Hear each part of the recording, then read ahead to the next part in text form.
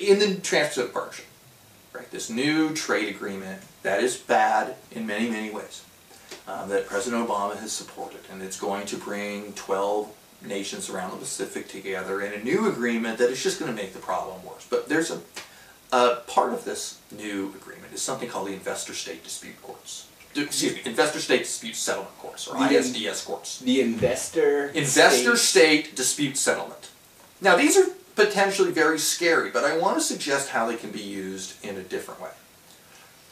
These courts allow corporations to bring lawsuits against nations that pass, that are part of trade agreements, that pass laws that would limit the corporate profit of that, limit the profit of that corporation. What do I mean? They already exist in some forms. So Philip Morris, the U.S. tobacco company, is presently suing Paraguay for implementing new anti-tobacco legislation because it's going to cut down their future profits.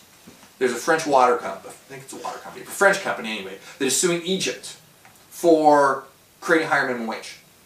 Saying that you have to then, if you're going to create that higher minimum wage, but then you, the Egyptian government, has to reimburse us our future profits. These are lawsuits in that TPP court. These investor states. Well, the investor state disputes, of course, already exist outside of this, right? These are kind of these international law courts that don't have any real accountability to anybody.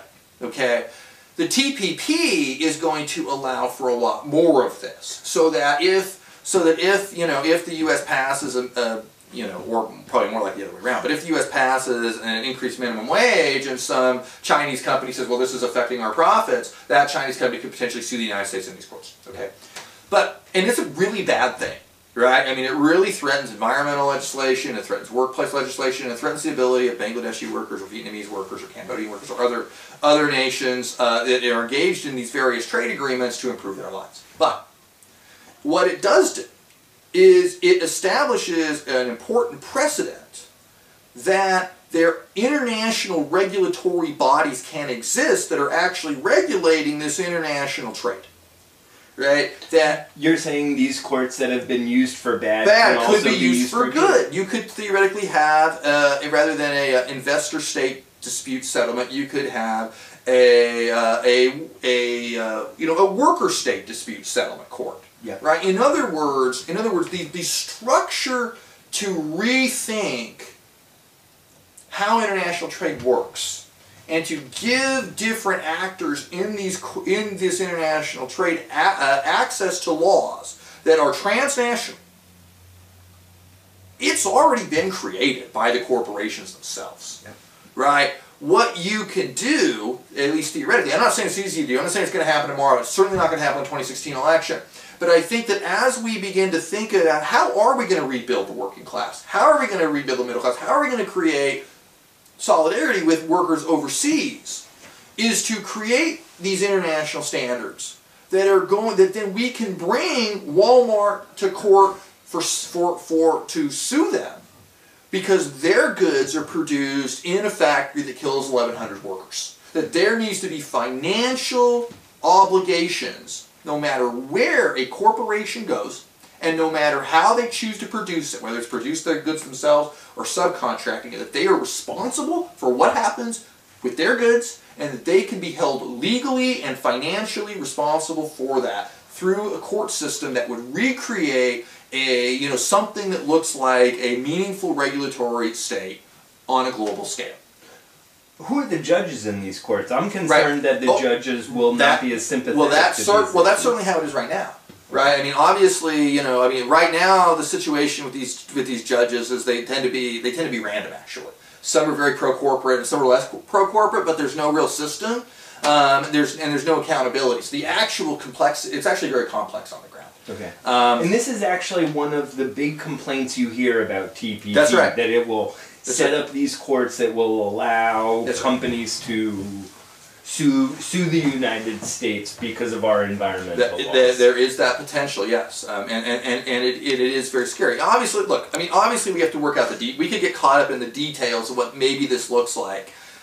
I think that the point to hold on to, though, is that we are in a position that we have not seen in this country in 100 years. 100 years ago, 130 years ago especially, Americans were just slapped in the face by capitalism. That this system of capitalism sprung up almost overnight during the Civil War. And the promises of America, that at least if you were a white male, okay, I mean obviously there's racial issues there, but if you're a white male, the promise of America is you're going to be self-sufficient. You're going to be a small farmer, you're going to be a shopkeeper, you're going to be in control of your own life, including your economic life. You're in control of that. Through corruption, through the rapid expansion of American industry, through a whole boat of changes in the late 19th century, Americans found themselves slapped in the face by this. All of a sudden, what was promised to them by capitalism turned out to all be lies. And at that time, in the 1880s, 1890s, Americans are trying to come up with all sorts of ways to figure out what do we do here. And they look for simplistic solutions, to say the truth. If we just get rid of the Chinese, we'll be fine. If we just get the 8-hour day, we'll be fine. You know, they have these other kind of, you know, people like Edward Bellamy or Henry George and these ideas about, you know, a single tax. If we just tax land, we'll solve the problem. They're very simplistic.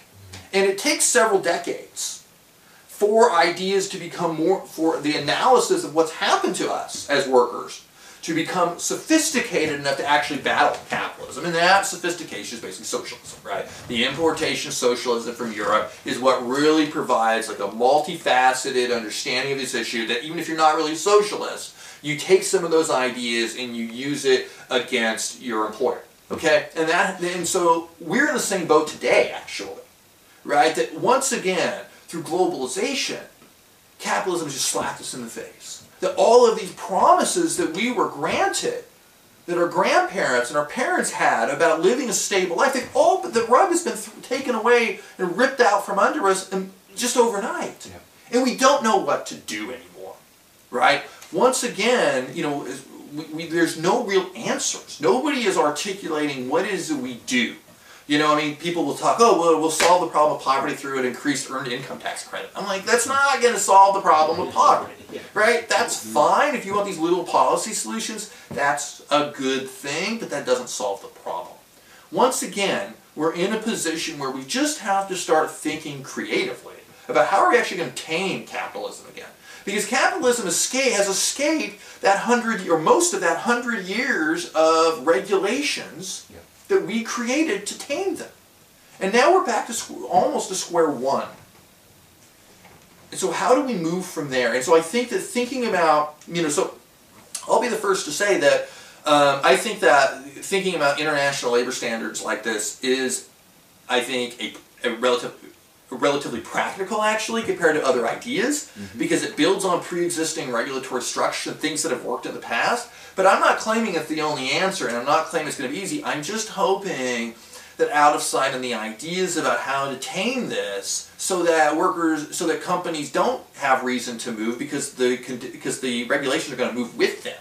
And so that people in Bangladesh can create a middle class, that people in the United States can keep a middle class, that is part of a conversation. But what I really want to encourage at all is that we begin to think a lot more creatively, because corporate tax breaks are not going to work. A bigger earned income tax credit is not going to work. A higher minimum wage is great, but it's not the whole solution. The higher, you know, $15 minimum wage is a wonderful thing, but in a way it's a little bit like the 8-hour day 120 years ago, where it is a piece of a puzzle, but it's not the whole puzzle. It's not going to solve our problems. We have to think really creatively right now, and I just hope to be part of a conversation that's trying to think more complexly about just how is it we're going to tame these corporations once again and create dignity for workers no matter where they live.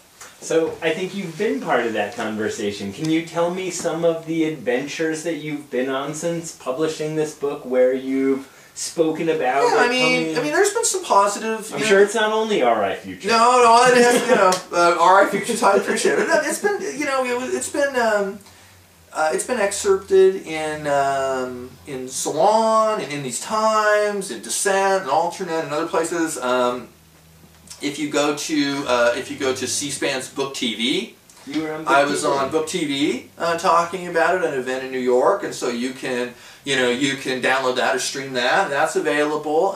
So I mean, I think that people are interested, and it's interesting because a lot of the a lot of the sort of arguments that I get into with people around these issues are people who are nominally on the left, but really still ultimately believe that this current system is actually bringing great things to places like people like the workers in Bangladesh. That this is improving their lives, and what that tends to do. Wait, isn't it improving their lives? Well, what that argument tends. I mean, it's actually complicated. I mean, you have, for instance, people say, well, these people need jobs. Well, that is true, but it also ignores, in many cases, how corporations have actually contributed to these people being kicked off their land, right? And so, for instance, what is the labor force in these Mexican factories, right? Well, the labor force in Mexican factories are people who could no longer work on their land because you couldn't grow corn there efficiently anymore.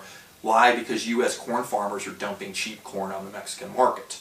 Right? And so this sort of global food supply is actually not only creating enormous profits for companies like Monsanto, right, or Tyson Chicken or whatever, but it's also forcing people off their land, forcing them in order that they have to take these jobs in order to survive. So it's complicated. But I think that the other thing about these arguments that people will make is, oh, it's improving their lives, is it's actually, even if it is, to just say that, it shows that you are out of touch with what these workers actually want, right? Bangladeshi workers, the workers at Rana Plaza, are not sitting there meekly saying, oh, thank you, Walmart, thank you for giving me a job. That's not what they're saying. What they're saying is, our lives are terrible, and we need to improve them. And they're saying, we need to form unions, and they're trying to form unions, and then they're getting killed in doing so. The union leaders are getting murdered by the same people who own the factories, right? And so, you have to, if you're claiming that, what we're doing is so great for these people of the developing world, you have to think of yourself as, you need to take the work to understand what the people of the developing world are actually wanting, right? I mean, Vietnam, the Vietnamese labor movement, for instance, Vietnam is part of the Trans-Pacific Partnership. And everybody says, oh, this global trade regime, it's going to help us to, turn Vietnam into, a success story. But the Vietnamese labor movement itself opposes the Trans-Pacific Partnership because it says it will make it much harder for them themselves to reform their own labor conditions in their country. That their unions will be hurt by this Trans-Pacific Partnership. You have farmers in Mexico who are saying, in the southern state of Oaxaca in Mexico, you have farmers demanding the right to stay at home. There's a right to stay at home movement.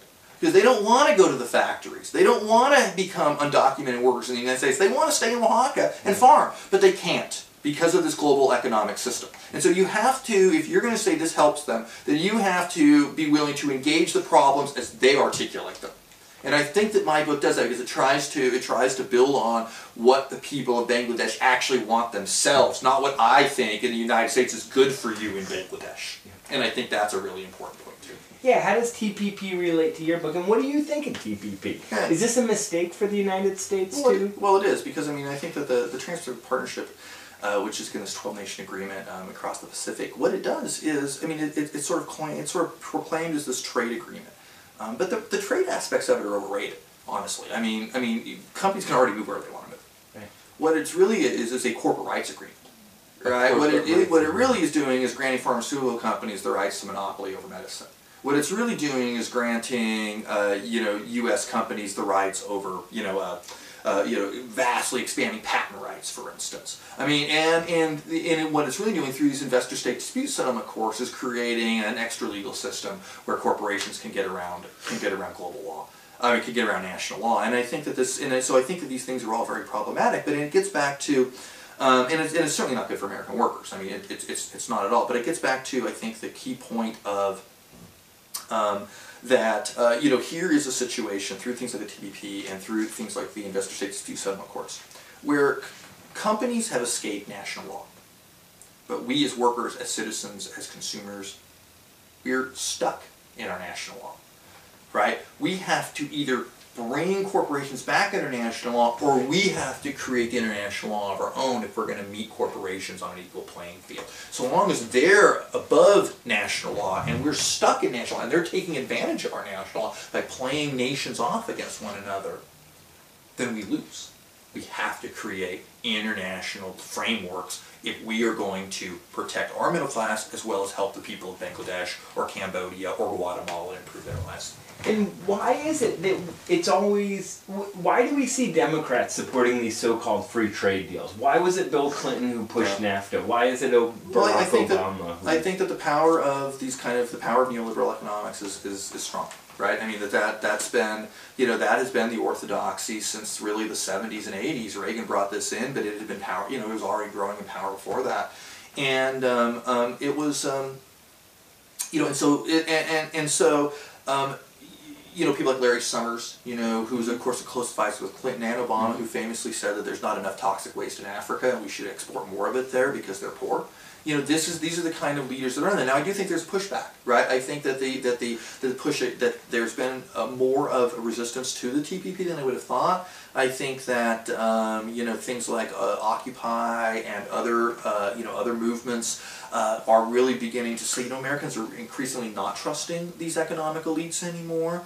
But unfortunately, President Obama really believes in it, and I think that that's a huge problem. But the fact that Hillary Clinton will not come out and support it directly, even though she probably does, is a sign that there is significant discontent. Even though, if you compare it to NAFTA, 20 years ago, unions are so much weaker now. It's not unions necessarily leading this anti-TPP thing; they're a part of it, but they're not. They don't have the money that they did 20 years ago. Everyday citizens are like, I don't know about this, and I think that's an important sign. So I think there is a pushback because it doesn't work for Americans. It does. It works unless you're a corporation.